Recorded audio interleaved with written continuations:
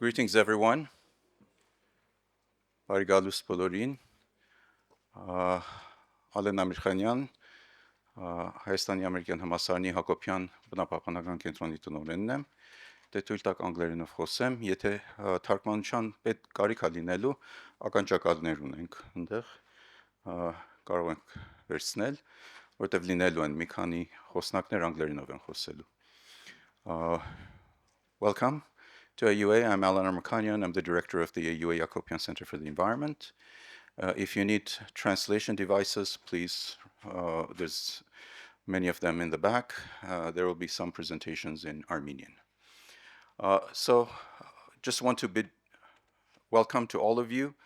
And this is a very critical launch of preparations for a historic event in Armenia.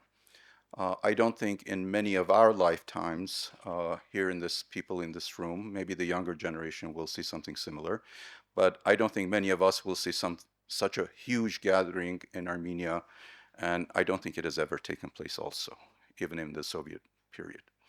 So we are going to have a very large number of representatives from all countries come to Armenia. This is a chance for Armenia to demonstrate its global leadership. It is a chance for Armenian government to show that we can have a global leadership role on, in this case, the biodiversity issue. And it is an opportunity we should not miss. Requires whole of government, whole of society to work together. So with this, I would like to introduce Dr. Bruce Boghossian, but maybe before I do, some of you may, sorry, this isn't university, so it turns into lectures. Some of you may be confused about COPs here and there.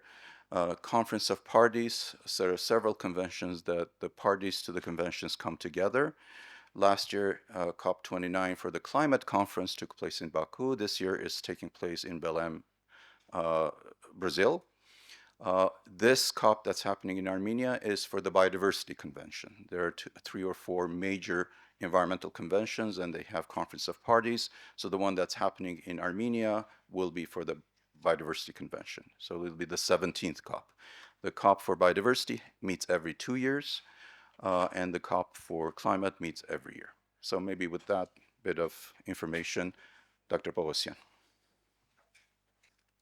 So good morning, head of the UN delegation, Madame Jacob, Minister of the Environment, Baron Matevosyan. Good morning to everybody. On behalf of our administration, our faculty, our staff, I would like to welcome you to the American University of Armenia, to AUA, to launch, to this launch event for COP17, the Road to COP17 initiative leading up to COP17. It's a year-long series of activities that is intended to boost national awareness on the global biodiversity agenda ahead of COP17 on the Convention on Biological Diversity that will be held in Yerevan from October 18 to October 30, 2026. The Road to COP17 initiative is a joint effort of Armenia's Ministry of the Environment, the AUA Hakopian Center for the Environment, and the Convention on Biological Diversity Secretariat.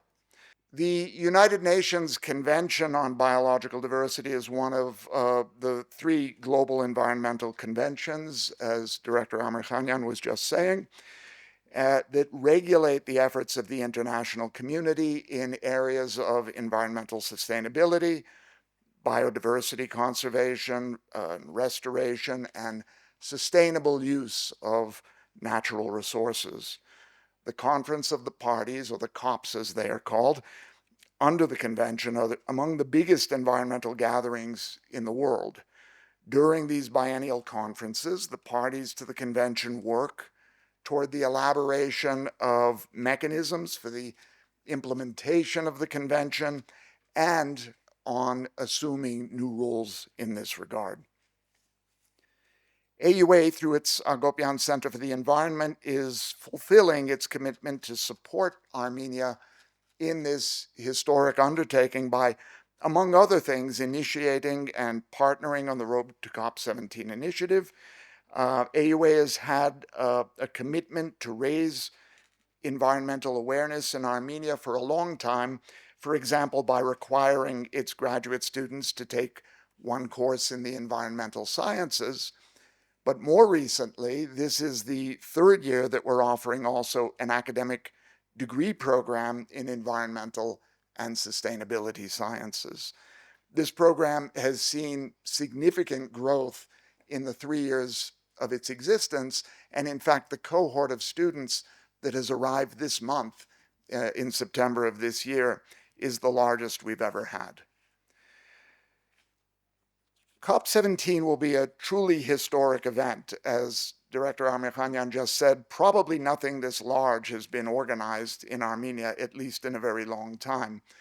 An estimated 30 to 40,000 people from all over the world will be visiting Yerevan for 12 days to discuss the global biodiversity agenda. So if you multiply that to get person days, this is probably one of the biggest things that has ever taken place here. Under the umbrella of the Road to COP17 initiative, we'll have a science and policy conference on the Kunming Montreal Global Biodiversity Agenda. There'll be a series of workshops for media, CSOs, policymakers, relevant businesses, and academics on the global biodiversity agenda. There'll be a set of short e-modules called Biodiversity for All that will be disseminated widely through both state and social media channels, and probably many other activities to be finalized over the coming year at meetings such as this one. The South Caucasus in general, and Armenia in particular, is a biodiversity hotspot as measured by a number of markers, including the species diversity of its flora and fauna. So we think this is a particularly appropriate venue for this conference on biodiversity. We're committed, AUA is committed to the globalization of Armenia, its academic, civic, and business communities. And so we're really very pleased to play a role in this initiative. Again, speaking on behalf of our entire community here at AUA, I welcome you to AUA and I wish you a very successful launch event for this Road to COP17 event. Thank you.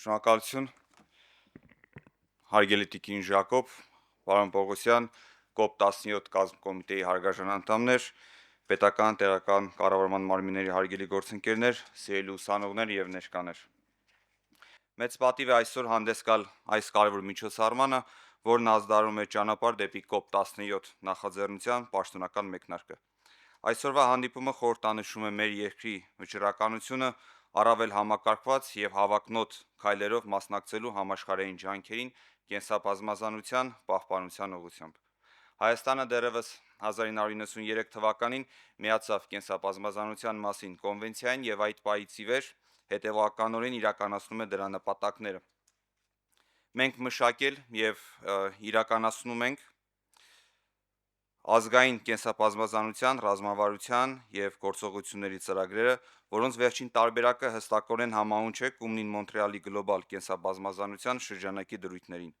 Այս փաստաթուղթը մեզ համար ոչ միայն քաղաքական ուղեցույց է, այլև գործնական ճանապարհային քարտեզ, որով առաջնորդվելու ենք բնության պահպանության ոլորտում։ Այս տարիներին արդեն նկատելի առաջընթաց է գրանցվել Հայաստանի տարածքի շուրջ 13%-ը ընդգրկված է պահպանվող տարածքների կազմում ազգային պարկերի, արգելոցների եւ արգելավայրերի ձևաչափով։ Մեր ռազմավարական նպատակն է առաջիկա 5 տարիներին այդ ցուցանիշը բարձրացնել հասնելով միջազգային ցուցանիշներին համահունչ մակարդակի։ Միևնույն ժամանակ մենք սկսել ենք կենսաբազմազանության մոնիտորինգի ազգային համակարգի ներդրումը, որը կապահովի տվյալների թափանցիկությունն ու հասանելիություն գիտական կառույցներին, պետական մարմինների եւ քաղաքացիական հասարակության համար։ Հայաստանը նաև ներգրաված է մի շարք միջազգային փաստաթղթերում եւ համաձայնագրերում։ Մենք կողմ ենք Օրուսի կոնվենցիային, որը երաշխավորում է հանրային մասնակցությունը բնապահպանական որոշումների կայացման գործընթացում։ Մենք պատասխանատու անդամ ենք Փարիզյան համաձայնագրի,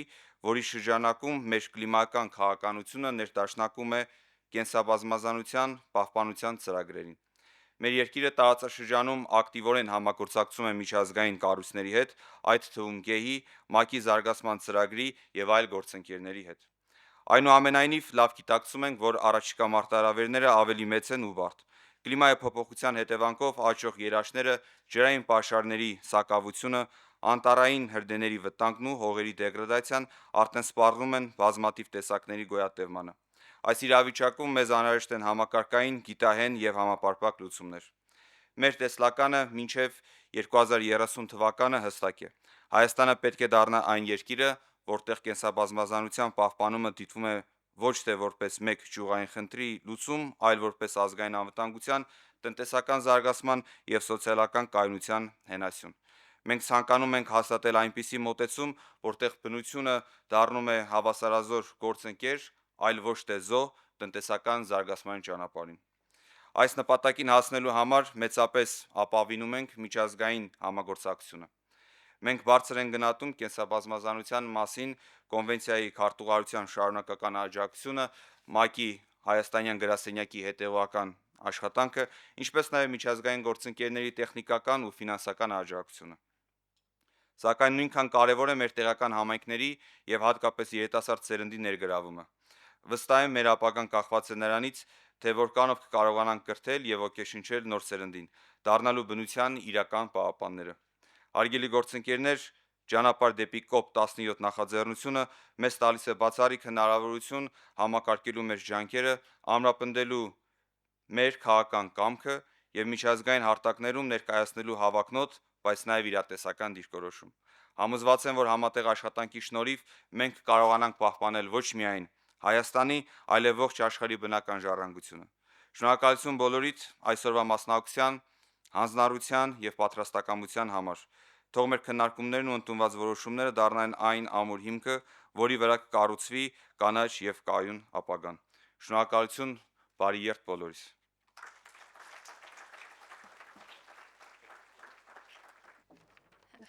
Okay, Barif says, good morning, dear Minister Matevosyan, dear Director or Professor Bohosyan, dear Deputy Minister Hochanian. So I got it right with the names, I hope so far. I'm very happy to be here, and I want to thank the university for doing this, for taking this step. It's an important step. I want to thank Professor Amir Khanian. I call you Alan all the time, so I had to get that name properly this morning. So look, I think it's great to see the room full, and I hope this is the first of many events. I want to speak a little bit on behalf of the United Nations, but we will also hear, if I'm not mistaken, Astrid Schumacher, who is the Executive Secretary of the Secretariat on the Convention on Biodiversity. So I will not go over her speech. We will also hear from the UN Thierry Lucas, who is a very dedicated and enthusiastic expert from UNEP, the UN Agency for Environment. He will speak about the CBD itself. So let me just give a bit of a more local perspective from the UN in Armenia. For us, as was said before, COP17 is a lot of things, a huge opportunity, but it's also a good opportunity for us ahead, 5 years ahead of Agenda 2030 to accelerate the Sustainable Development Agenda. So this is the big picture for us at the United Nations. I want to mention that first. It's an opportunity to feature Armenia's extraordinary natural heritage. It has been said by the previous speakers. I want to repeat it because what I have noticed in the past 6 months since we've been outreaching about COP is very few people outside Armenia and inside Armenia know about this natural heritage. And I was in Paris a couple of days ago, and I spoke with a few officials, both within the UN and in other institutions. And when I said Armenia is one of the 30 biodiversity hotspots of the world, they looked at me with wide eyes. But it's the same thing internally. So I think this event is a great start. And our ambition, one of our joint ambition, should be to make sure that we really amplify the visibility of this extraordinary biodiversity that Armenia has. It is an opportunity by many standards. The second thing I want to say is one of our endeavors at the United Nations is to make sure that we position biodiversity at the center of our socio-economic development. So biodiversity is not something we do on the side when we have time. It's not something we take care of only for touristic purpose on the weekend. No. We want to make sure that when we deal with biodiversity, and in the context of COP, but also much beyond, we have what we call in our jargon a whole of society and whole of government approach. For that reason, I'm very happy to see Deputy Minister for Agriculture with us today, because you may know agriculture is one of the most affected sector by the loss of biodiversity, but it is also the sector, with all due respect to you, the sector that has the biggest negative impact on biodiversity. So we have a lot of work to do with the agricultural sector, but also with the mining sector, with the construction sector, with the hospitality sector. And I think this will be an opportunity, COP is an opportunity to raise the awareness about how the different economic sector, how the different sections of the government have a responsibility to ensure that we nurture the environment, we restore the environment, we restore biodiversity, and we make sure that we use ecosystem in the way that we augment them rather than reduce and damage them. So this is my second point. Now, let me talk briefly about not so much about what is COP, but about the three sort of big pillars related to COP. One is the event itself. So Rector has said this is 12 days. There is preparation before. I think the minister is very involved in making sure the event is a success. Ministry of Foreign Affairs is also very involved. We are not so much involved, the UN, at the local level in all that logistic and preparation, but like the university, we will probably contribute to some of the side events. The second aspect, which is very important, is the negotiations. And negotiations is not about Armenia negotiating for itself. It's really about Armenia presiding and chairing and leading global negotiations. These are very specific type of negotiations. And on top of it, it's about environment. It's not about, it's not about defense or economic development. It's about environment. So this is an area of skills, of competence that is very unique and that will be very useful for Armenia to develop in the context of multilateral negotiations that the country will do over the next few years. So I think it's important to understand that the government will be also very busy preparing these negotiations, taking over from Colombia, the previous host, and then running, presiding the negotiations, including after COP, ensuring that what is decided, the decisions that are made in COP, whether it's on programming, whether it's on financing, the decisions then will have to be led, monitored, and implemented in the leadership of Armenia. So this is a very long-term commitment for the country. And then, so events, negotiation. The third element is really what will be the impact for Armenia from this COP? Besides the fact that 30,000 people will come and discover Armenia. We really want to make sure that there is a meaningful, transformational, sorry, it's a bit of a jargon, transformational impact on how Armenia does its sustainable development in the next 5, 10, 20 years. So COP is an opportunity to develop a lot of content, a lot of substance around what we call the green transformation. How do we make sure that economic development over the next few years will take into consideration all Armenia's commitment to international protocols, treaties and mechanisms, and there is a lot of them. Minister has highlighted a few of them, but there is probably about 30 international treaties and mechanisms related to environment, and many of them to biodiversity. So we are looking, we, the UN in Armenia, we are looking at how we are going to work in the coming years to make sure that we integrate these principles, we integrate these values, and we take global solutions and we localize them. I am told very often when I talk about environment, I am told, oh, it's very expensive to do the green transformation. Actually, yes, it has a cost. It has a short-term and mid-term cost, but the long-term impact is very positive, or at least we expect that it is very positive.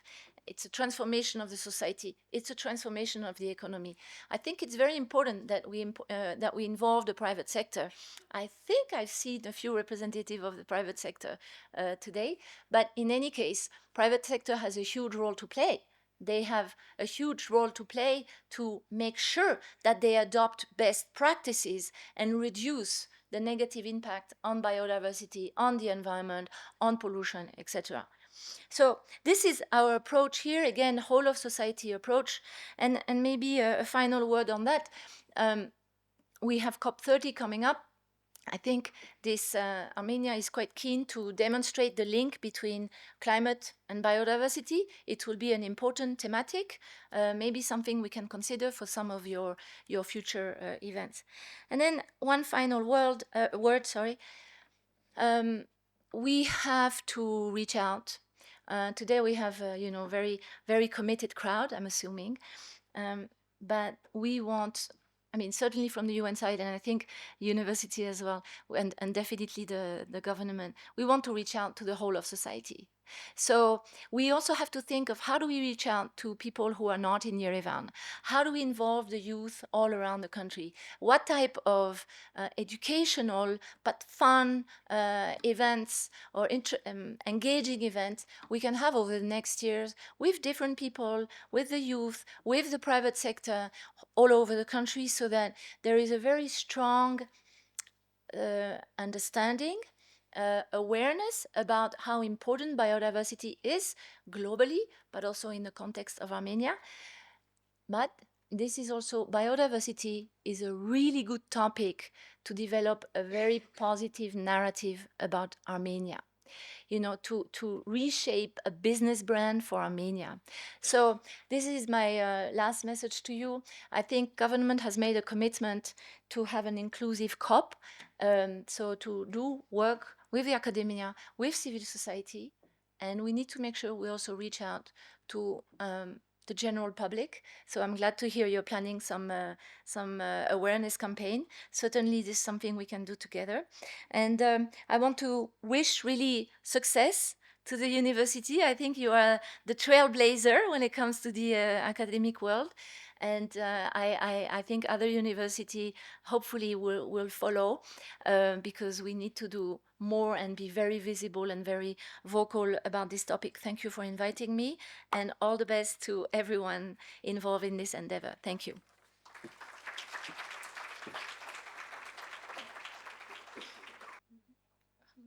Hello, everybody, and warm greetings from Montreal to Yerevan, from all of us in the Secretariat of the Convention on Biological Diversity, the CBD. I'm delighted to have this opportunity to convey our appreciation for this event, which initiates a symbolic countdown to COP17, taking place in just over a year's time. First of all, may I express our gratitude to the government of Armenia, through its Ministry of Environment, for co-organizing and supporting this important event as we forge ahead with the preparatory process towards the UN Biodiversity Conference 2026. I would also like to thank His Excellency Ambatsu Matevosyan for his tireless efforts leading the COP17 Planning Committee and for his personal commitment to ensuring a successful event next year. Our collaboration with the Ministry of the Environment of Armenia is exemplary. And kudos to the American University of Armenia and its Akopian Center for the Environment for this initiative today.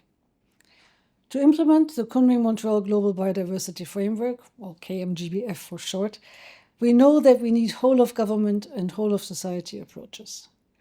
The fact that the host government of COP17 chose to partner with the university for this inaugural event of the UN Biodiversity Conference bodes well and speaks volumes.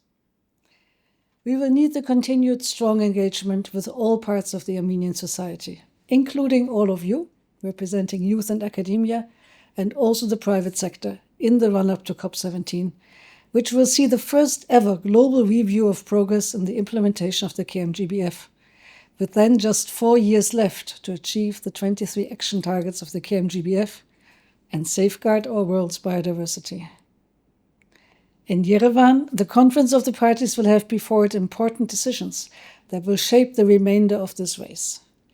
So we need all your energy to accelerate and bring new actors on board. Let us work together to make the 2026 UN Biodiversity Conference, COP17, the moment when this happens. The stakes are as high as Mount Ararat. So I thank you for your commitment and support and hope to meet many of you when I next visit Yerevan and, of course, at COP17.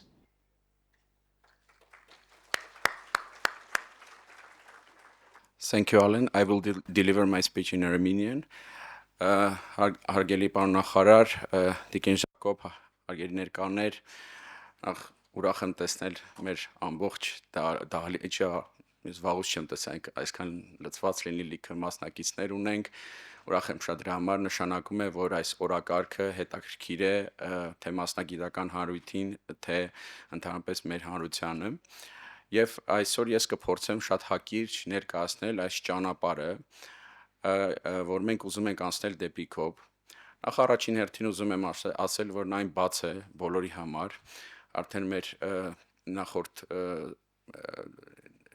խոսնակները արդեն նշեցին այդ whole of society, whole of government, այսինքն ամբողջ հանրության մասնակցությունը, ամբողջ պետության մասնակցությունը կենսաբազմազանության պահպանության տեսանկյունից շատ կարևոր է եւ մեր մոտ միշտ մի փոքր sense պատկերացում կա, որ եթե դա բնապահպանության ոլորտը դա մեկ նախարարության գործառույթն է, դա այդպես չէ եւ մենք բոլորս մեր դերակատարումը եւ ներդրում պետք է ունենանք։ Մենք այսօր կունենանք այդ կենսաբազմազանության ազգային ռազմավարության եւ գործողությունների ծրագրի վերաբերյալ զեկուցում, որտեղ դուք կտեսնեք, որ այն նպատակները, որ մենք դնում ենք մեր անձը որպես պետություն, ինչքան բազմակողմանի ես բազմաժանր են եւ չեն կարող ուղակի մեկ կառույցի ակնկալիքով որ կարողանանք դրան հասնել։ Այստեղ պետք է բոլորիս ներդրումը եւ մենք մեր կողմից ենք փորձում ունենալ այդ ներդրումը, մեր ճանապարհին եւ այս ճանապարհին մենք պատրաստ ենք տեսնել մեր ընկերներին, ովքեր պատրաստ են անցնել այս ճանապարհը մեր հետ եւ շատ ուրախ կլինենք բացի այն ինչ որ ես կներկայացնեմ նաեւ տեսնել նոր գործընկերներ, նոր նախաձեռնություններ եւ նրանց ներգրավում մեր այս նախաձեռնությանը Road to COP17-ին։ Մի փոքր այսպես տեխնիկական տեղեկատվություն, հա, մեկնարկում ենք արդեն այսօր մեկնարկի միջոցառումն է, բայց այն տևելու է մինչև փաստացի COP-ի մեկնարկը եւ ինչպես պարոն Բողոսյանն արդեն նշեց, դա միջոցառումների որոշակի շարք է, որը այս մեկ տարվա ընթացքում իրականացվելու է, որի նպատակն է իրազեկել եւ հզորացնել մեր կարողությունները COP-ին ընդառաջ։ Սա այսպես ասենք պաշտոնական մեր ձևակերպումն է։ Բայց բացի դրանից ոչ պաշտոնական, ինչ ենք մենք ուզում հասնենք, որտեղից այս խնդիրը առաջացել։ Այդ COP-ի հետ կապված երբ որ քննարկում ենք, այսինքն ոչ ֆորմալ տիրույթում միշտ խոսում ենք, չգիտեմ, հյուրանոցները կլինեն, թե չէ, ճանապարհները կլինեն, չգիտեմ, տեղ, տարածք, նման լոգիստիկ հարցեր։ Բայց այս նախաձեռնությունը բովանդակության մասին է եւ մենք շատ ենք ուզում, որ մենք արդեն հիմիկվանից արդեն 1 տարի առաջ դեպի COP սկսենք խոսել, քննարկել եւ մասնակցել բովանդակությանը, որովհետեւ բովանդակությունը եւ Հայաստանի առաջնորդությունը բովանդակության տեսանկյունից շատ կարեւոր է եւ բարդ է մենք փոքր երկիր ենք, մենք բոլորս դա հասկանում ենք եւ մեր կարողությունները շատ մեծ չեն, դրա համար մենք բոլորս միասնական պետք է մեր ջանքերը դնենք, որ կարողանանք դրան հասնել։ Այդ ճանապարհը դեպի կոպը այդ դա է, որ մենք փորձում ենք կապել Հայաստանը, Հայաստանի առաջնորդությունը, Հայաստանի դերը այս աշխարհում եւ փորձել դա կապել մեր օրակարգերի միջազգային օրակարգերին, ստեղծել այդ կամուրջը Հայաստանի եւ միջազգային օրակարգերի միջև, որոնք ունեն կենսաբազմազանության վերաբերյալ։ Road to COP-ը կամ ճանապարհ դեպի COP-ը կազմակերպվում է շրջակա միջավայրի նախարարության, Հայաստանի ամերիկյան համալսարանի Հակոբյան բնապահպանական կենտրոնի եւ կենսաբանական բազմազանության մասին կոնվենցիայի քարտուղարության աջակցությամբ։ Մի փոքր շատ արագանցնեմ միջոցառումները, որ նախատեսել, հետո յուրաքանչյուրի վերաբերյալ մի փոքր կներկայացնեմ։ Այսօր մեկնարկի մեր միջոցառումն է եւ արդեն հաջորդ միջոցառումը մեծ որ լինելու է, արդեն հոկտեմբերի 7-ին է լինելու, դա մեծ կոնֆերանս է լինելու, դրա մասին առանձին կներկայացնեմ, ելի ճանապարհ դեպի COP-ի շրջանակներում եւ բացի դրանից, մինչեւ հաջորդ տարվա հոկտեմբեր մենք մի շարք տարբեր workshop-ներ, հանդիպումներ, տարբեր միջոցառումներ ենք նախատեսում եւ չորրորդ հիմնական այս պահին, որ մենք ունենք միջոցառումը, դա մեր կենսաբազմազանությունը բոլորի համար կրթական պլատֆորմի ստեղծումն է, դրա մասին նույնպես մանրամասն կխոսեմ։ Այսօրվա միջոցառման հետ կապված արդեն այս միջոցառումը մեր մոտեցումը փորձում եմ ներկայացնել, որոնք վերաբերվել են մեր մնացած բոլոր միջոցառումներին։ Մենք խոսելու ենք գլոբալ օրակարգի մասին, ինչպես տեսնում եք, մեր գործընկերը UNEP-ից Թիերի Լուկասը միանալու է մեզ եւ ներկայացնելու է կոնվենցիան եւ կոնվենցիային գործիքակազմը, որը կարող ենք մենք կարող ենք օգտվել եւ պետք է օգտվենք։ Բայց գլոբալ օրակարգից հետո գալու ենք արդեն իջնելու ենք Հայաստանի դերը եւ Տիկին Ոսկեհատ Գրիգորյանը շրջակա միջավայրի նախարարությունից ներկայացնելու է թե ինչ է արել, ինչ պարտավորություններ ունի Հայաստանը կենսաբազմազանության պահպանության տեսանկյունից։ Եվ արդեն երրորդ զեկուցումը գործիքակազմի մասինն է, երբ պարոն Արեգ Կարապետյանը, ով գլխավորել է այդ ԱՌԳՑ-ի կենսաբազմազանության ազգային ռազմավարության եւ գործողությունների ծրագրի թիմը, թե ինչ գործիքակազմ ունենք, ինչ գործիքակազմ ենք պատրաստել մոտակա 5 տարիների համար եւ տեսնում եք արդեն այստեղ մենք ունենք եւ գլոբալ օրակարգը եւ տեղական օրակարգ եւ փորձում ենք դրանք իրար հետ կապել եւ փորձել հասկանալ թե ինչ ներդրում մենք կարող ենք ունենալ։ Ճանապարհ դեպի COP կոնֆերանսը արդեն բոլորը ցանկանում եմ հրավիրել, իհարկե մենք պաշտոնական եւ սոցիալական ցանցերում եւ հրավերների տեսքով եւ մասնակիցներ գրանցում են դրա համար եք ուղարկենք հրավերները հոկտեմբերի 7-ին արդեն կարող եք օրը ձեր մոտ ֆիքսել նույն այս վայրում է տեղի ունենալու եւ համաֆինանսավորվում է մեր գերմանական զարգացման միջազգային գործակալության GIZ-ի կողմից մի փոքր այս կոնֆերանսի մասին բավական բարձր ներկայացվածություն ենք ունենալու, թե քարտուղարությունից են մեր մոտ հյուրերն, թե տարբեր մասնագետներ միջազգային եւ տեղական պետական կառույցներից եւ հիմնական այստեղ է նույն ճանապարհն է մեր մոտ։ Միավորել գլոբալ կենսաբազմազանության օրակարգը, դարձնել դա մեր օրակարգի մաս, որտեղ մենք շատ ենք խոսում մեր տեղական ազգային փոքր օրակարգերի, բայց մեր առաջնորդությունը, մեր հնարավորությունը այս դեպքում այն է, որ մենք դա կարող ենք դարձնել այդ միջազգային օրակարգի մաս։ Եվ այս կոնֆերանսը հենց դրա մասին է, որպեսզի տեսնենք ինչ հնարավորություններ կան, ինչ խնդիրներ եւ լուծումներ ունենք։ Եվ մի փոքր կառուցվածքի մասին, դա հիմնված է լինելու կոնվենցիայի այդ մոտեցմանը, որ հիմնական միջազգային նպատակների հետ կապված է լինելու, պահպանել, վերականգնել, բարգավաճել բնության հետ, կիսվել օգուտներով արդարացի եւ ներդնել եւ համագործակցել։ Սա լինելու է մեր կոնֆերանսի հիմնական սեսիաները։ Արդեն ընթացքում մենք եւ օրակարգը շուտով վերջնականացում ենք, կիսվենք ձեր հետ, դուք կտեսնեք։ Այդ workshop-ները, հանդիպումները, որ նախատեսված են, արդեն որոշները որ քննարկում ենք, արդեն որոշակի ձևակերպում ունենք, գործընկերներ ունենք, ում հետ աշխատում ենք։ Մենք գիտենք, որ շատ հետաքրքրվածություն կան Նագոյայի արձանագրության հետ կապված, այդ ուղղությամբ ենք նախատեսում workshop-ի կազմակերպում, սերտորեն աշխատում ենք Global Youth Biodiversity Network-ի, որը հիմնական, ասենք ասած, գործընկերն է COP-երի ժամանակ երիտասարդական օրակարգը ձևավորելու, նրանց հետ ենք նախատեսում հայ երիտասարդների Տիկին Ժակոբը նշեց դրա մասին, հայ երիտասարդների առաջնորդությունը զարգացնելու աշխատում ենք քարտուղարության հետ գիտություն, քաղաքականություն, այդ գիտելիքի պլատֆորմների տեսանկյունից թե ինչպես մեր գիտական համայնքը կկարողանա ներգրավել եւ օգտվել այս հնարավորությունից, որ կարեւոր է։ աշխատում ենք The Armenia Project TAP-ի հետ լրատվամիջոցների եւ տարբեր ինֆլուենսերների ներգրավման տեսանկյունից, որովհետեւ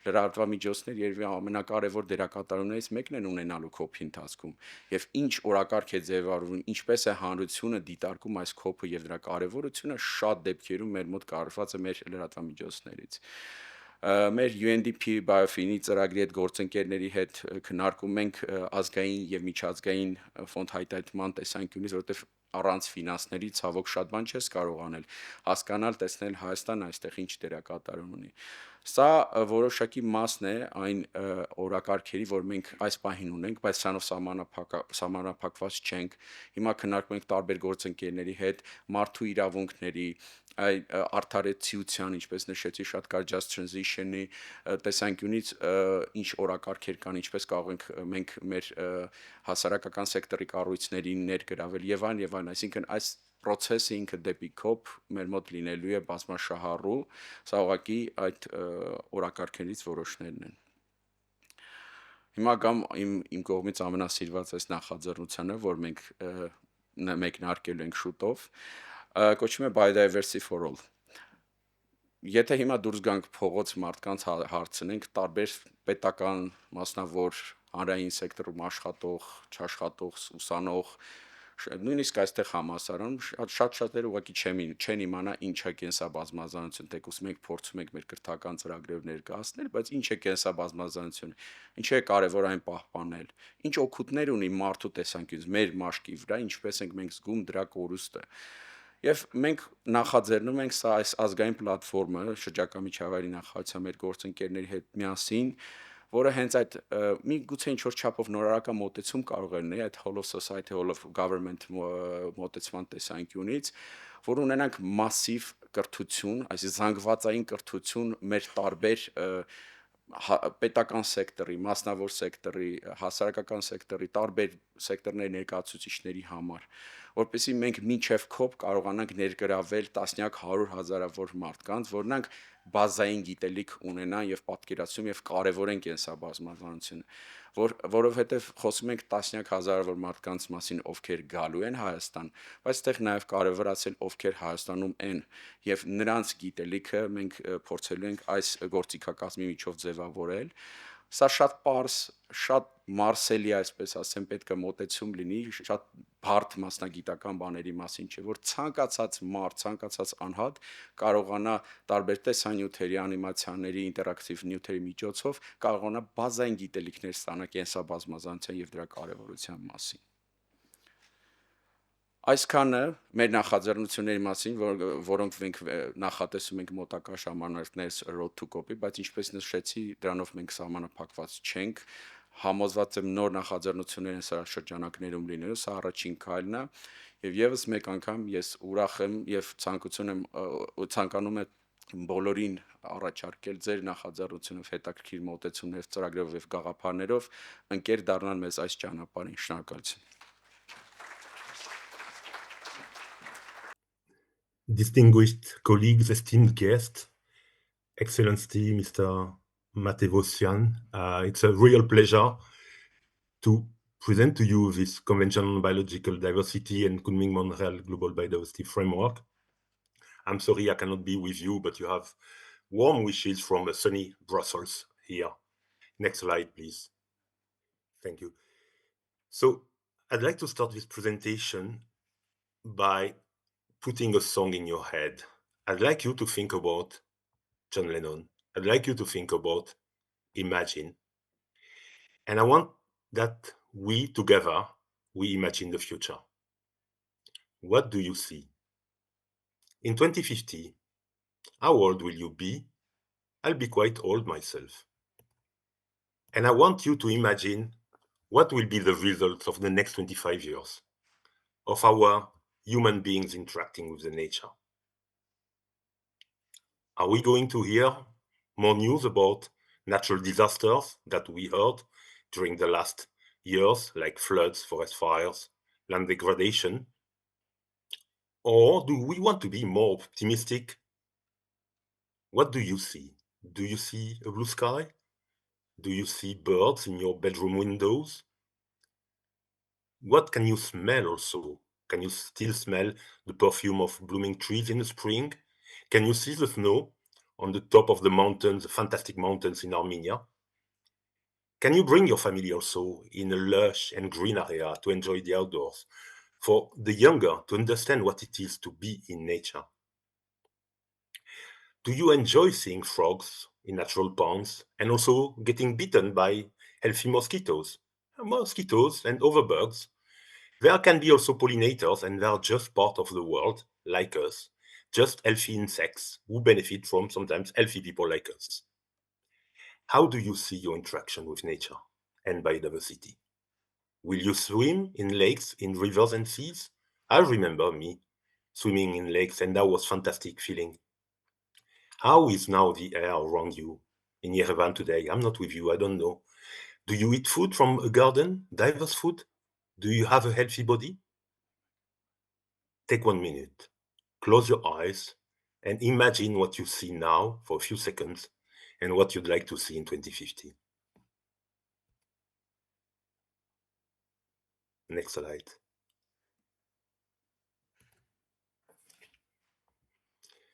Okay, you can open your eyes and we can try to think together on how we can make this vision a reality. How can we help nature to be healthy and blooming? We are nature as human beings. And if the nature is healthy, we as human beings, we are more healthy. Yes, we can look at also our individual actions.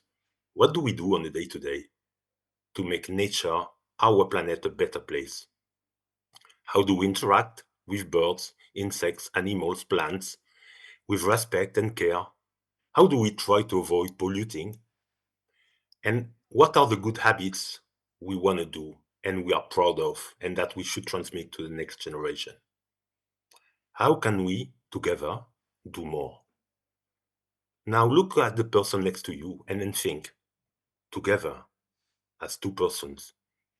And in the future, how could I make the most of our common interest with a healthy planet? How can we work with others, not only on our immediate environment, but to share efforts, to be proud of what we do for us, our living, but also our neighbors and the planet itself.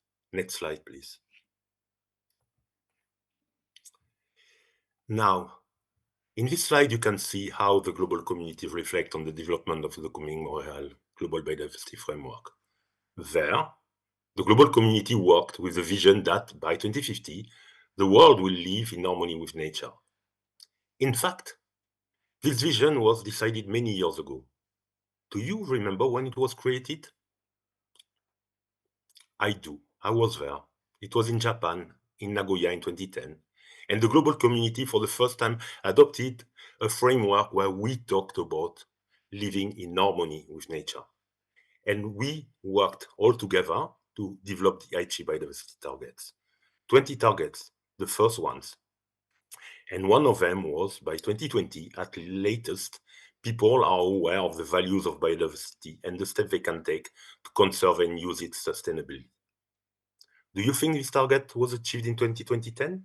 I'm not sure from what Francois says or is saying to me. Next slide, please. So this is the global vision.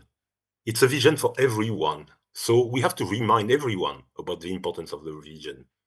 Let's look at the vision again with this Kunming-Montreal Global Biodiversity Framework in our head.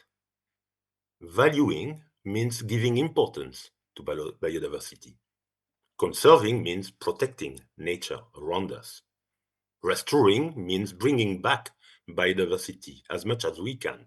And why do we need to restore? It's because now already the way we have nature is not good enough for our own future as humanity. Wisely used means, well, can mean a lot.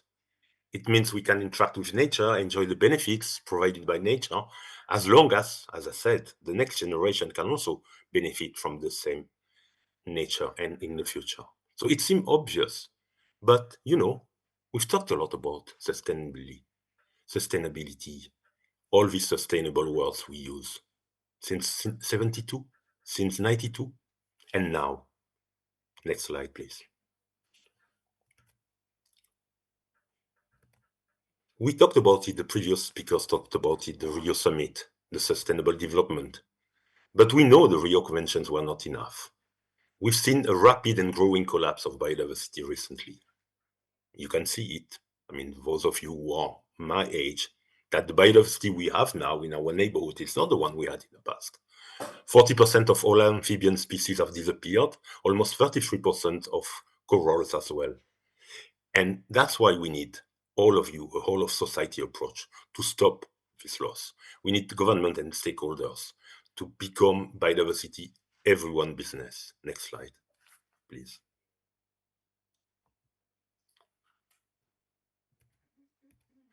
So now I'd like to dive a bit into something which is also super important, and it's about diversity. We live in a world now where diversity is more and more difficult to find. And diversity can be understood in different terms. It's usually understood in a wide variety of plants, wide variety of animals or microorganisms. I mean, for example, now we have 1.75 million species, mainly insects, small creatures. And scientists believe that actually we may have 13 million species. Some estimate that the range could be over 100 million. What we know is that we ignore, we don't know. We just perceive a small part. As human beings, we have a good understanding of our direct environment. When we go to the soils, we don't know. When we go deep in the oceans, it's even more complicated. But diversity is also about chromosomes, genes, DNA, the building blocks of life. And this diversity also, for every creature, is super important. If I'm healthy, my body responds in a good way to any issue that can affect me. If I have a strong DNA, if I have a strong chromosome, then I'll be more resistant to any aggression.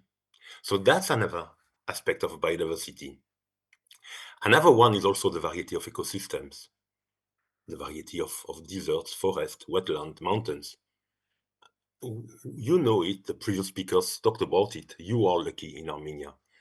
I've had a chance to go in many places in Armenia, and you have such a variety of ecosystems. Again, that's a richness, and that's something that is helping you, every individual in Armenia and the country, to benefit from that. Next slide, please. So when we talk about different ecosystems, we talk about food, we talk about water, we talk about shelter, we talk about air, but also we talk about medicines. So we should never forget about that. We should never forget that biodiversity are not only, little plants and animals. It's all the benefits we take from it through the ecosystems and the services. Next slide, please. So what we've seen recently, and then we've seen this decline really accelerating after year 2000, is that the abundance of native species is decreasing at a really high rhythm. And the issue is because of the threats and direct drivers of biodiversity loss. It's including invasive species, an increasing climate change, habitat conversions, overexploitations, pollutions. But also these are due to indirect drivers, like our economic activities, which is not sustainable, demographics, social political factors, but also sometimes cultural religious factors, and so on and so forth. So that's why we cannot continue as business as usual, because we are losing this diversity, and this diversity is the only way for us to continue to sustain and enjoy our life on our planet. Next slide, please. So we have this mission to halt and to reverse biodiversity loss by 2030. We know it's impossible to reverse completely biodiversity loss, but we need to stop the degree of loss that we are seeing today. For example, we see a good number of initiatives worldwide. I mean, recently, the Lula administration in Brazil said that they achieved a 80% drop in deforestation in the Amazon. So we, all of us, can do more to stop the biodiversity loss. Next slide, please.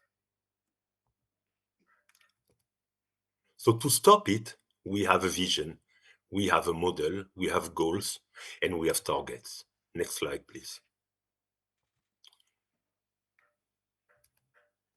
So we have targets from 1 to 8 to reduce the threats to biodiversity, like what I said, to work on invasive alien species, protected areas, to work on connectivities, to be better on the way we conserve biodiversity or restore it, but also to work on the climate change impact on biodiversity and to reduce, for example, the pollution.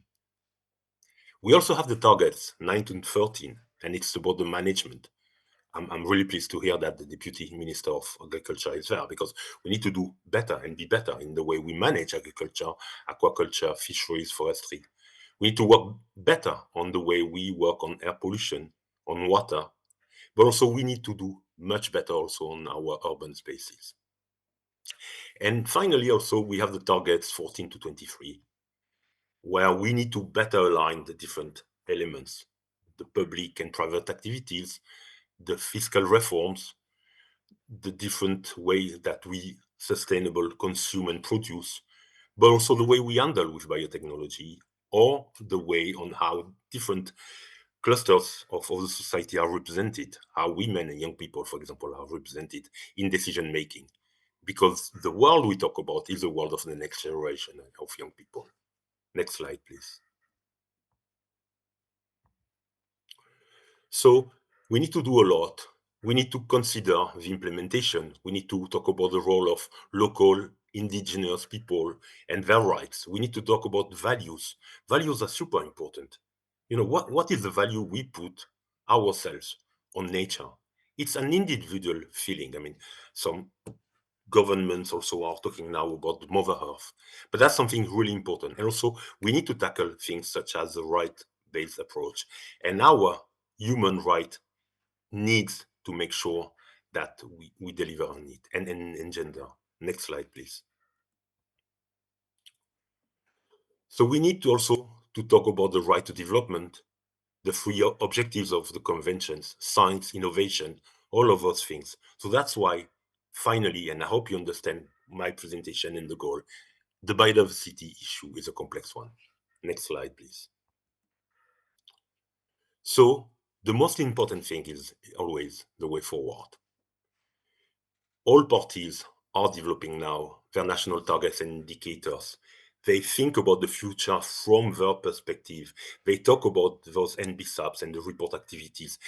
They want to have a framework for the whole of society. Next slide, please. So in 1 year from now, you will have a fantastic gathering in Yerevan, Armenia for 12 days, the UN Biodiversity Conference. Next slide, please. You're going to talk about a lot of things. You're going to talk about planning, monitoring, reporting, review. Sorry, there's a lot of acronyms, you know. I mean, like Françoise, I'm French, and in France, we love acronyms. We're going to talk about the implementation of the framework. We're going to talk about digital sequence information. We're going to talk about technical issues, COP, MOP. And that's why the initiatives such as the road to COP17 that was presented before me is super important, because of this complexity, because of the magnitude of the different things we do. It's really important to have always in mind the complexity of the different things we have to talk about when we talk about biodiversity. Next slide, please. So in this conference, there's going to be many different meetings. So there's going to be the COP17. You will hear a lot about that. That's the 17th meeting of the Conference of the Party. There's going to be also the 12th meeting of the Cartagena Protocol on biosafety, the meeting of the Party of the Nagoya Protocol and access and benefit sharing, and also the high-level segments for those meetings. There's going to be also a lot of associated events. I've just listed some so that you have an idea also of the magnitude of things that will happen. Nature Cultural Summit, Science and Biodiversity Forum, the Finance and Biodiversity Day, City and Subnational Government Summit, Business and Biodiversity Forum, Capacity Building Forum, Women's Forum, more than 300 side events. That's why all of us, we need to be there and supportive. So it's not only the Ministry of Environment who will have to deal with that, it's all of us. We need to be all together to help so that this magnitude of event can be managed in the best possible way. Next slide, please. So we expect also the world to be there in Yerevan. There's going to be between 8,000 and 10,000 delegates. There's going to be government representatives, staff from the Secretariat, from the UN, from different NGOs. There's going to be observers also, and also the media. Next slide, please. There's going to be also a big civil society participation, and we are grateful in UNEP to the role Armenia want to take to make sure that the civil society will be great. So there's going to be side events, a global biodiversity framework pavilion. There's going to be the Place Québec for action, and there's going to be also a green zone in the city. All of that is important because we need to engage as much as we can the civil society. Next slide, please. So we will also have a Facebook account, Instagram, LinkedIn, and many, many more activities. I very much look forward to be with you at this time. I'll already be in Yerevan next month, and I'll be happy to meet with you. Thank you. Bye.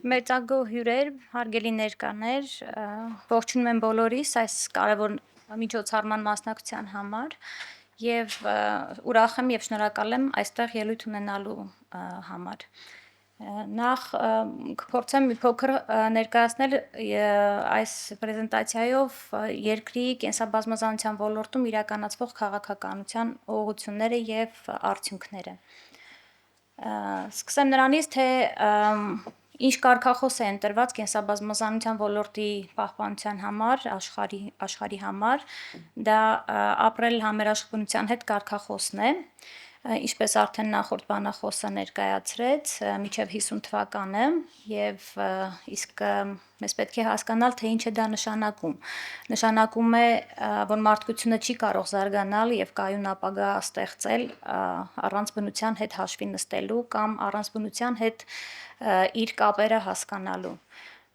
Հաճախ կենսաբազմազանության մասին խոսելիս մենք խոսում ենք հաճախ տեսակների պահպանության մասին, խոսում ենք էկոհամակարգերի կարևորության մասին, բայց մոռանում ենք շեշտել դրանց միջև կապերի կարևորությունը, որը առանցքային է հենց համերաշխ բնության հետ ապրելու տեսանկյունից։ Կապեր ինչպես տեսակների միջև, այնպես էլ բնական եւ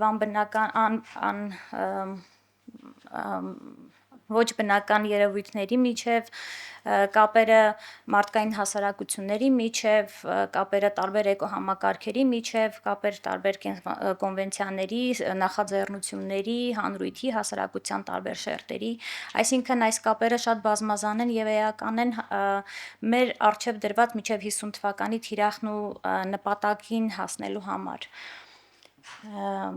Իսկ ինչ են այդ կապերը, էկոհամակարգի համար այդ կապերը կենսական են, որովհետև դրանք նման են ինչպես ժամացույցը, դրանք նման են ժամացույցի, որտեղ ամեն մի մասնիկն իր էական դերակատարումն ունի եւ եթե որևէ մի մասնիկ խաթարվում է, ապա ամբողջ այդ համակարգը սիստեմը կանգ է առնում։ Նույնը նաեւ կարող ենք խոսել մարդու օրգանիզմի նմանության հետ, եթե մի օրգան մեր մոտ լավ չի իր կենսագործունեությունը իրականացնում, ապա մյուսները ծանրաբեռնվածության մեջ ամբողջ օրգանիզմի վրա ունենում են իրենց բացասական ազդեցությունը։ Հայաստանի Հանրապետությունը կենսաբազմազանության թեժ կետերից մեկն է աշխարհի համար հանդիսանում։ Տվյալները վստահ եմ զալում գտնվող մարդկանց 90%-ը տիրապետում է փայլուն, թե ինչ հարստության տեր ենք մենք մեր այս փոքրիկ երկրում։ Սակայն ինչպես ենք մենք այս հարստությունը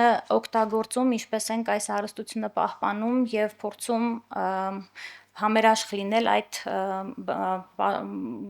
բազմազանության հետ, որը մեզ է բաժին հասել։ Մենք հասկանալով կարևորությունը, գիտակցելով այս էկոհամակարգերի դերը կենսաբազմազանության նշանակությունը մարդկային հասարակության կայուն զարգացման մեջ, դեռևս 90-ականներից նախաձեռնել ենք եւ անդամակցում ենք բազմաթիվ միջազգային համաձայնագրերի, կոնվենցիաների, որոնցից 3 խոշորներին հենց 90-ականների սկզբից արդեն իսկ անդամակցում էինք։ ՄԱԿ-ի կենսաբանական բազմազանության մասին կոնվենցիան, որի այսօրվա թիրախային առարկան դա է եւ դրա շուրջ իրականացվող գործընթացները, իր ներքո ունի նաև երկու արձանագրություն։ Հայաստանի Հանրապետությունը վավերացրել է կոնվենցիան 90-ականներին եւ այնուհետեւ կենսաբանական անվտանգության մասին Կարթագենյան արձանագրությունը։ Եվ այս տարի արդեն իսկ սկսել է գործընթաց վավերացնելու նաև այսպես կոչված Նագոյայի արձանագրությունը, որը կանոնակարգում է գենետիկ ռեսուրսների օգտագործման եւ արդարացի բաշխման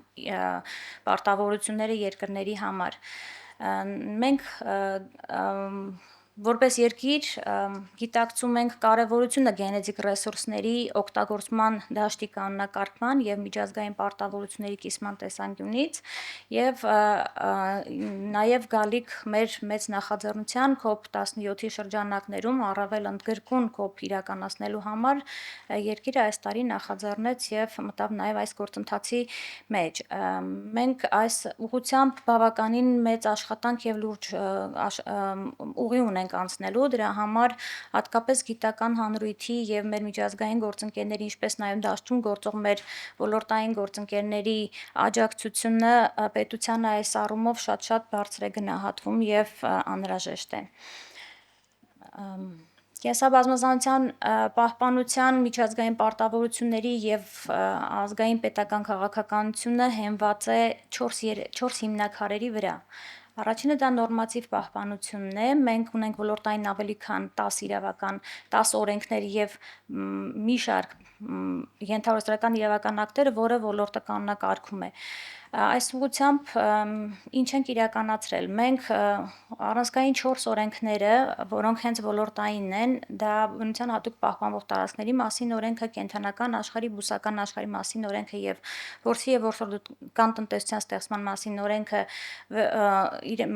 մեկնարկել են դրանց հիմնարար փոփոխությունների եւ վերանայումների շրջան։ Կենդանական աշխարհի մասին օրենքն արդեն իսկ հաստատվել է իր փոփոխություններով։ Կարելի է ասել դրանք գրեթե նորովի խմբագրվել են, քանի որ ընդունվելով 99 թվականից դրանք այդ ընթացքում էական փոփոխությունների եւ վերանայումների չէին ենթարկվել, հաշվի առնելով նաեւ այն հանգամանքը, որ այս տարիներին արագորեն փոխվում են հասարակական հարաբերությունները, օգտագործման ձևերն ու կյանքը, այսպես ասած, առաջ է գնում, բայց օրենքը իր դինամիկ փոփոխությունները դրան համահունչ չէր իրականացրել։ Կենդանականի փոփոխություններն արված են, դրան համապատասխան նաեւ բուսական աշխարհի մասին օրենքի փոփոխություններն են։ Այս փոփոխությունների արդյունքում օրենքները համապատասխանեցվել են միջազգային չափորոշիչներին եւ ԵՄ դիրեկտիվներին, փորձելով կանոնակարգել օգտագործման հարաբերությունները եւ ինչպես նաեւ դրանց պահպանության հետ կապված որոշակի առանձնահատկություններ են դրվել Եվրոմիության պահանջներին համապատասխան։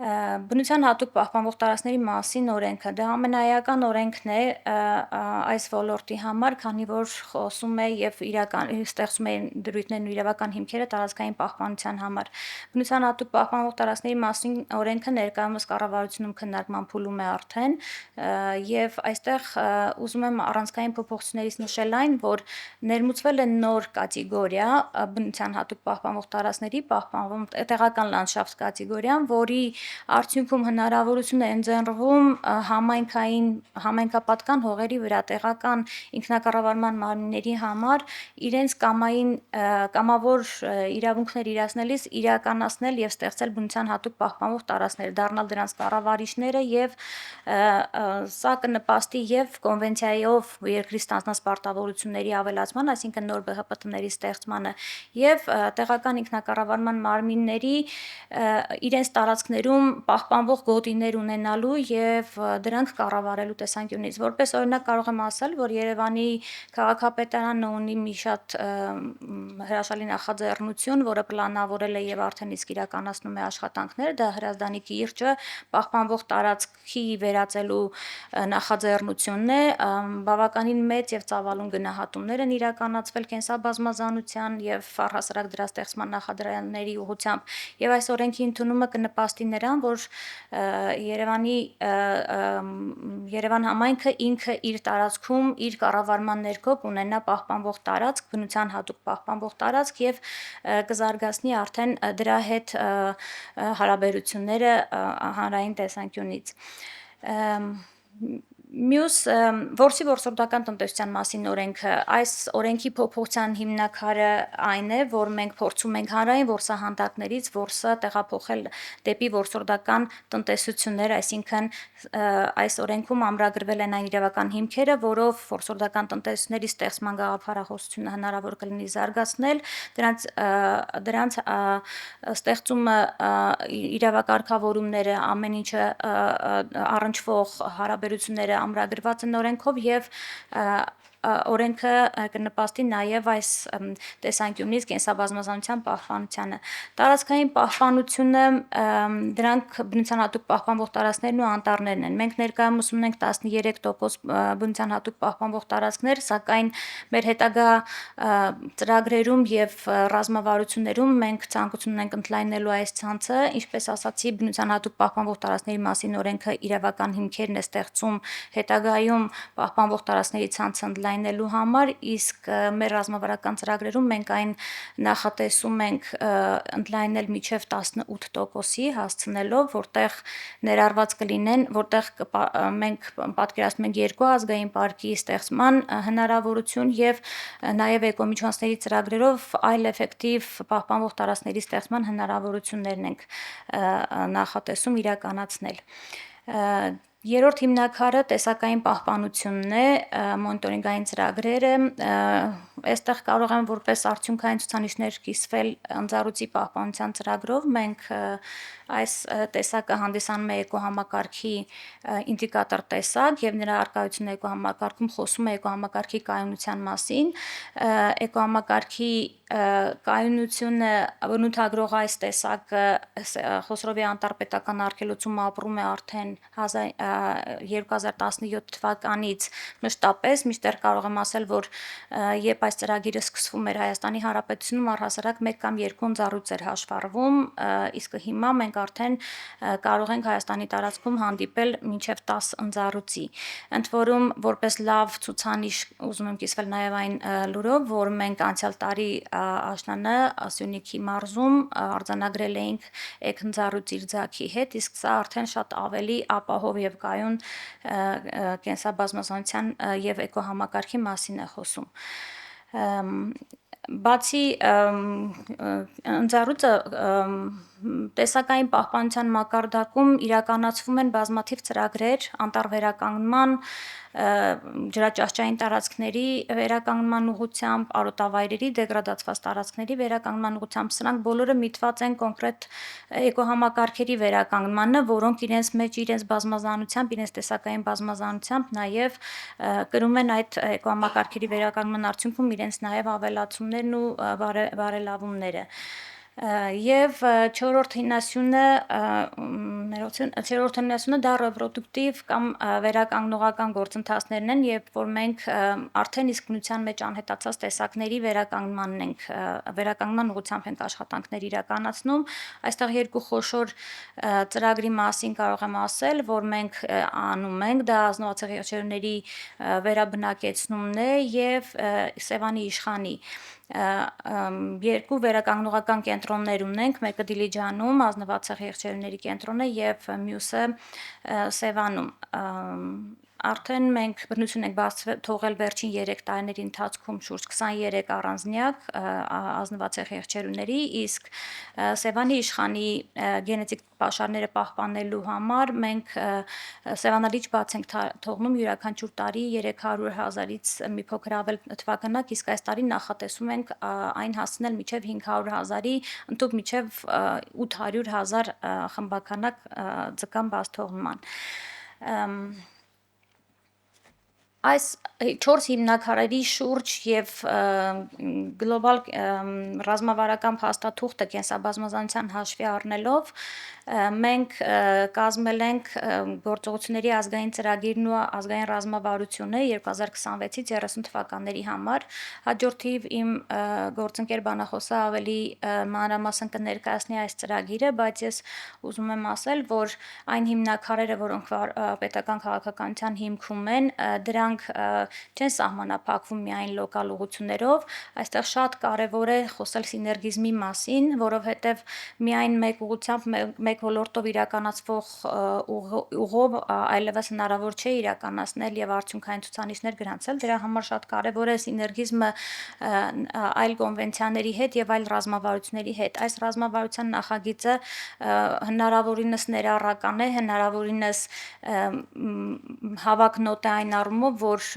իր գործընկերների այն շրջանակը եւ մասնավոր եւ պետական եւ միջազգային ներառված են ռազմավարությամբ երկրի առջև դրված թիրախներին հասնելու համար, նպատակներին հասնելու համար։ Թիրախներն ու նպատակները հենված են եւ բխում են ամբողջությամբ գլոբալ ռազմավարությունից եւ հենված են մեր 4 հիմնաքարային սյուների վրա պետական քաղաքականության արդեն խոսվեց COP17-ի մասին, մենք որպես հյուրընկալ երկիր այս մասով նույնպես որդեգրել ենք հիմնական 4 ուղի, մենք լինելու ենք հավակնոտ COP անող, մենք ուզում ենք լինել ներառական, շատ ներառական երկիր, COP-ի տեսանկյունից մենք պետք է լինենք սիներգիզմի հարթակը եւ կապեր ստեղծենք։ Այդ 4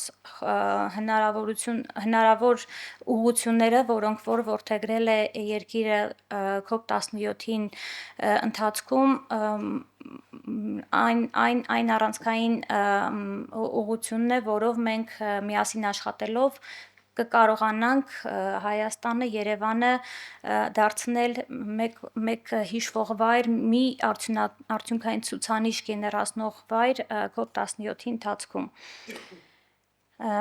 Եվ եւս մի կարգախոս, որ մենք միայն օգտվողներ չենք, մենք պահապաններ ենք եւ պետք է ապրենք բնության հետ ներդաշնակ, որպեսզի կարողանանք առողջ լինել, կայուն զարգանալ եւ ունենալ հեռանկար։ Մի փոքրիկ նաեւ Հայաստանի գեղեցկությունը ընդհանրող մի կարճ տեսա հոլովակ եմ ուզում կիսվել ձեզ հետ եւ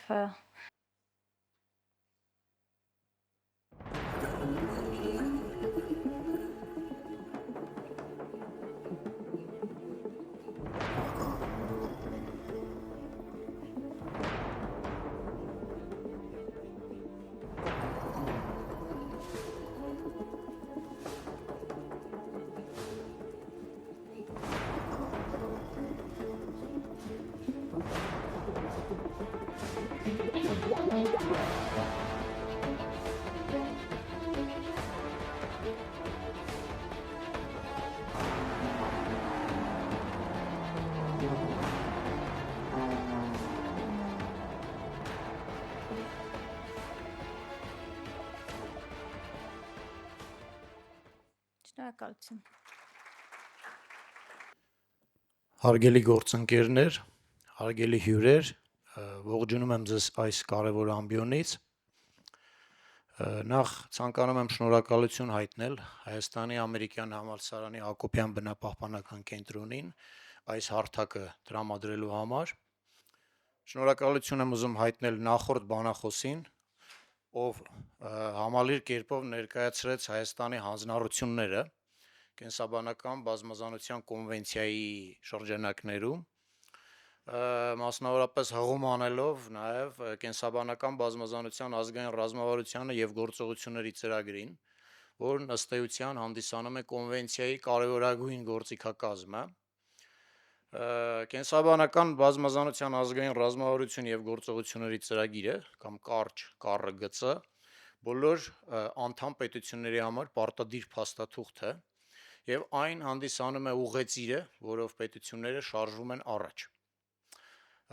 Ինչպես Տիկին Գրիգորյանը նշեց, ներկայումս մշակման փուլում է գտնվում Հայաստանի համար թարմացված, վերանայված ԿՌԳՑ-ն եւ այն արդեն իսկ ունի կառավարության որոշման նախագծի տեսք եւ շուտով վստահաբար այն կստանա իրավական փաստաթղթի կարգավիճակ։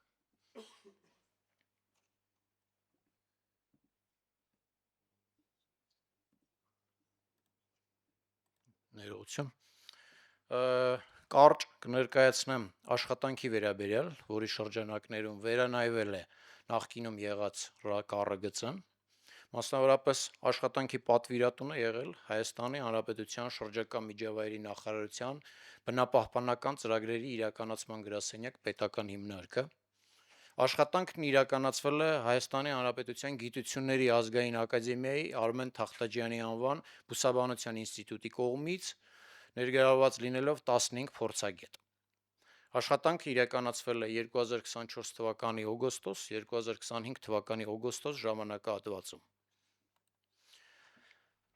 Աշխատանքի հիմնական նպատակները նաև կարճ կթվարկեմ, ապա առավել մանրամասն արդյունքների մասին կուզեմ խոսել։ Մասնավորապես հիմնական նպատակն է եղել արագ վերանայել կենսաբազմազանության ազգային ռազմավարությունը գործողությունների ծրագիրը, թարմացնել եւ լրամշակել այն Կունմին Մոնրեալի կենսաբազմազանության պահպանման գլոբալ շրջանակի նպատակների եւ թիրախներին համապատասխան։ Համապատասխանեցնել ազգային քաղաքականությունը եւ ինստիտուցիոնալ մեխանիզմները այդ գլոբալ շրջանակին, ինչպես նաև գնահատել մշտադիտարկման համակարգերը, վերանայել ֆինանսական պլանավորումը։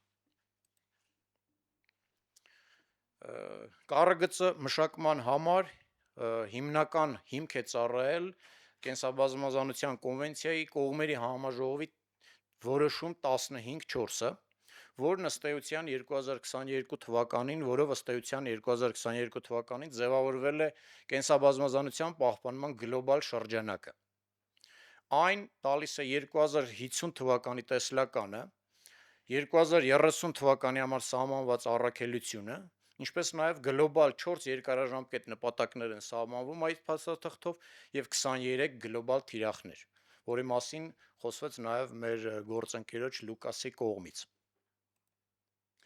Ինչպես են դրանք ծառայում ազգային թիրախների եւ գործողությունների մշակմանը։ Այստեղ կարող եք սխեմատիկ տեսնել կապը գլոբալ թիրախից ինչպես է բխում ազգային թիրախը, այստեղ մի օրինակ է դրված, նույն սկզբունքով նաև այլ ազգային թիրախներ են մշակվել, բխեցնելով գլոբալ թիրախից եւ համապատասխանաբար ազգային թիրախի իրագործման համար առանձնացվել են եւ մշակվել են գործողություններ, որոնք ի վերջո հանգեցնելու են ազգային թիրախի իրագործմանը։ Ըստ այդմ ձևակերպվել է կառույցը ազգային տեսլականը, 5 ռազմավարական նպատակներ, 30 ազգային թիրախ եւ 110 գործողություն։ Ինչպես նկատեցիք 23 գլոբալ թիրախից մեր պարագայում ձևակերպվել է 30 ազգային թիրախ, որն ըստ էության ընդգրկում է շատ լայն տիրույթ եւ սա թվարկվեց նաև նախորդ գործընկերներից կողմից Կունմին Մոնրեալի գլոբալ կենսաբազմազանության շրջանակի հիմնարար սկզբունքներից մեկն է հանրային ներգրավումը, տարբեր ոլորտների ներգրավումը կենսաբազմազանության պահպանության գործում։ Տեսլականը հետևյալն է։ Ռազմավարություն տեսլականն է մինչև 2050 թվականը Հայաստանի հարուստ կենսաբազմազանությունը պահպանված է, օգտագործվում է կայուն, իսկ դեգրադացված էկոհամակարգերը վերականգնված են եւ ապահովում են մարդկանց բարեկեցության համար անհրաժեշտ էկոհամակարգային ծառայությունները։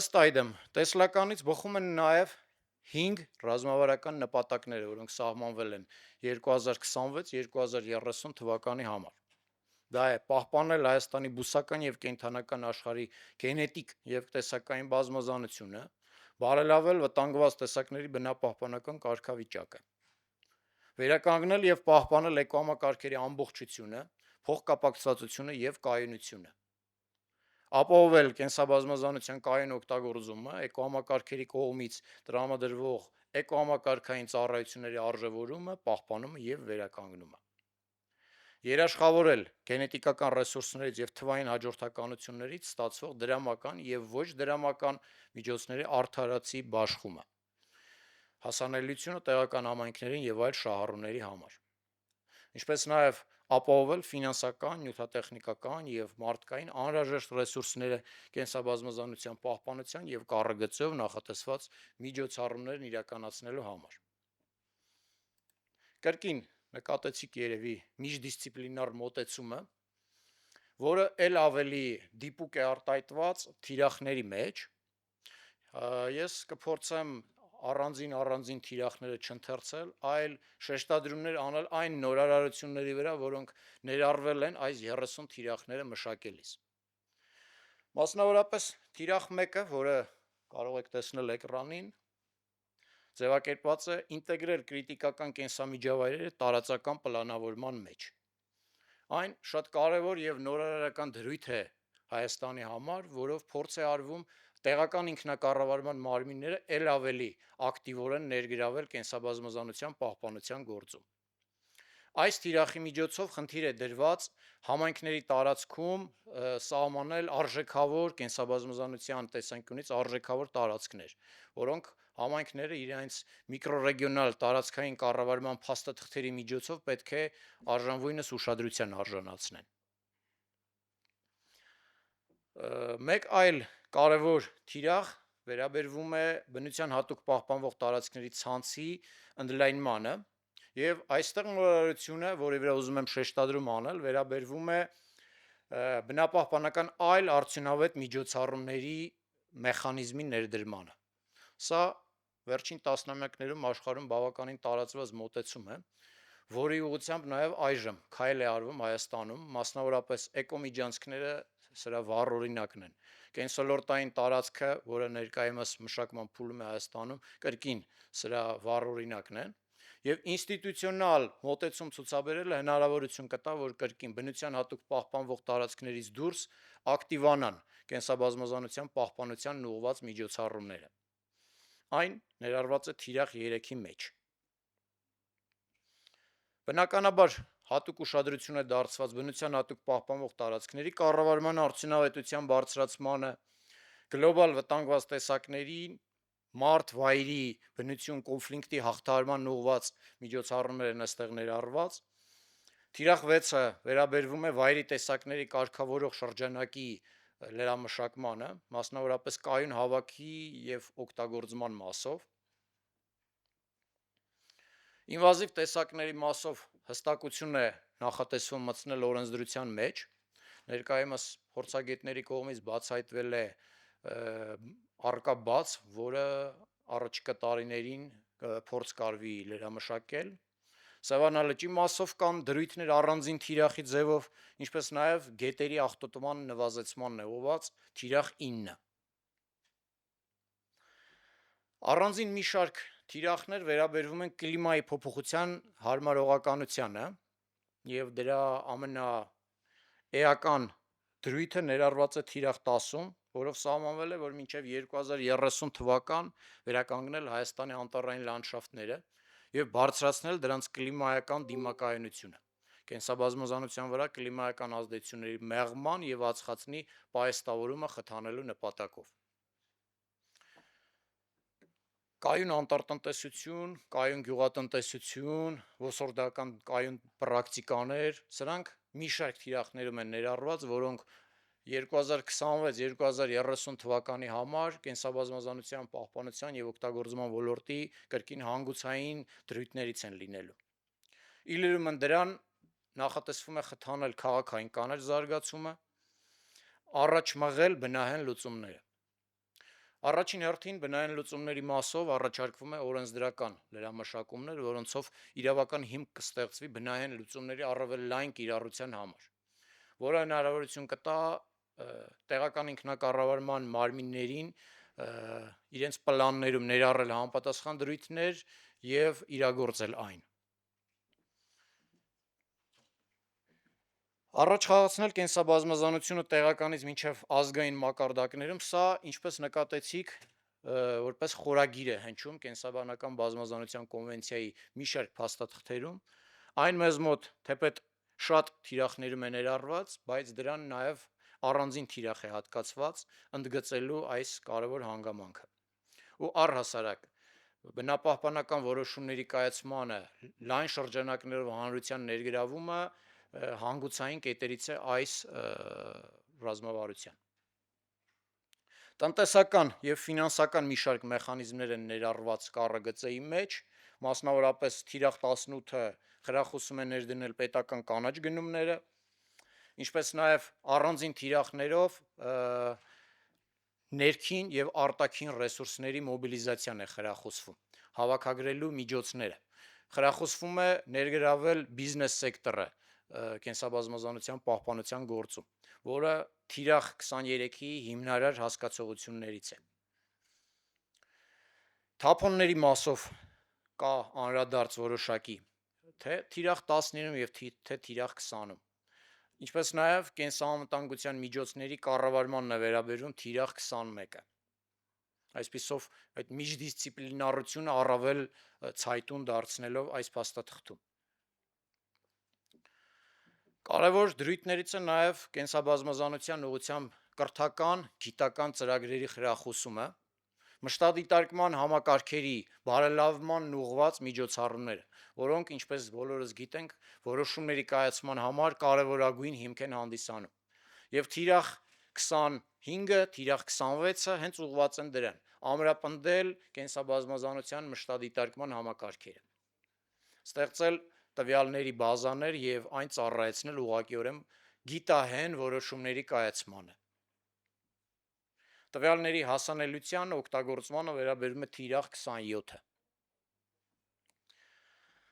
Հանրային մասնակցության վերաբերյալ արդեն իսկ խոսեցի, բայց դրան են վերաբերվում նաև թիրախ 28-ը, որով նախատեսվում է խրախուսել հանրության մասնակցությունը կենսաբազմազանության վերաբերյալ հետազոտություններում, բարձրացնել բնապահպանական իրազեկվածությունը։ Թիրախ 29-ը ենթադրում է համայնքների առավել ակտիվ ներգրավվածությունը բնապահպանական որոշումների կայացման գործընթացում։ Ինչպես նկատեցիք, սա այն դրույթներից է հանրային ներգրավվածությունը, համայնքների մասնակցությունը, որը կրկին մի շարք թիրախներում կամա թե ակամա հիշատակված է։ Եվ բնականաբար թիրախ 30-ով հնարավորություն է տրվում ապահովել գենդերային հավասարությունը։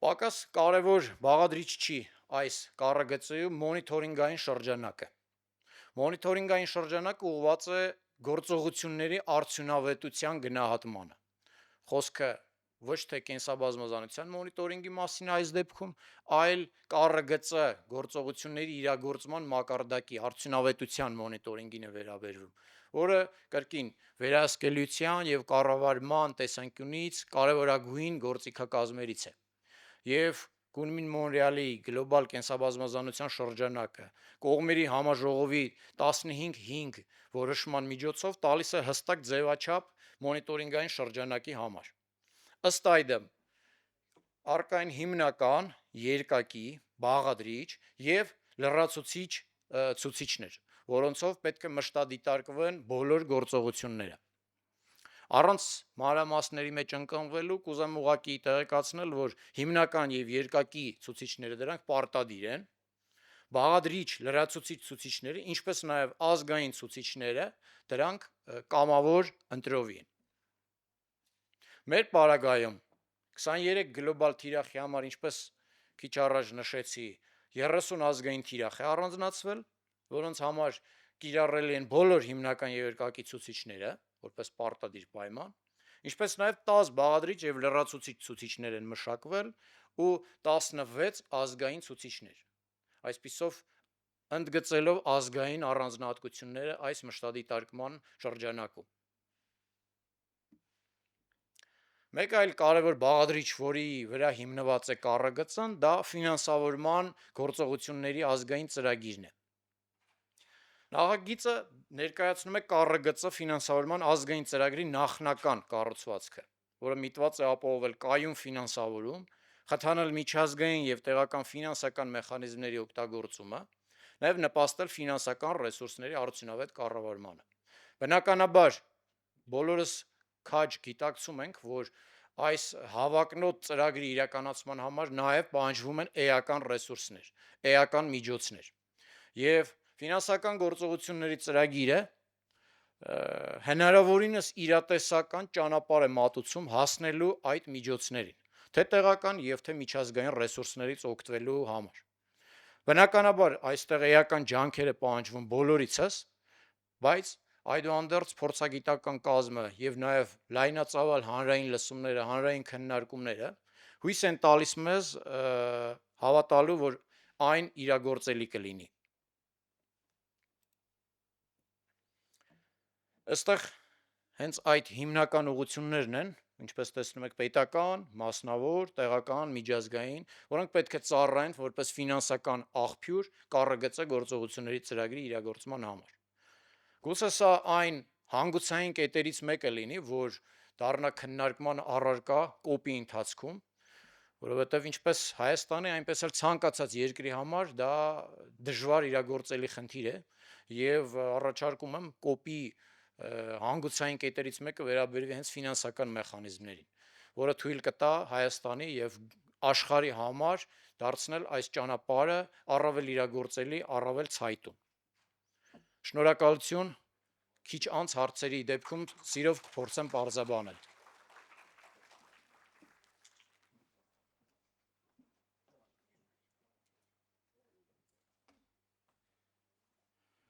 Thank you very much for that very comprehensive overview, and we're all waiting to have the MBSAP released. It's not published. հրապարակված է MBSAP-ը դեռ.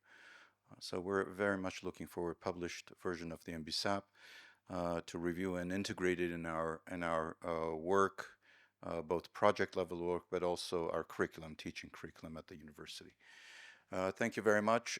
I don't know if we are over the time limit. I understand many of you have other obligations you may have to run to, but one or two clarifying questions. I would suggest just walk up to our speakers and ask them afterwards, because we just don't have enough time. I just want to thank all of you for being here, our speakers, for the very important points they've highlighted and raised.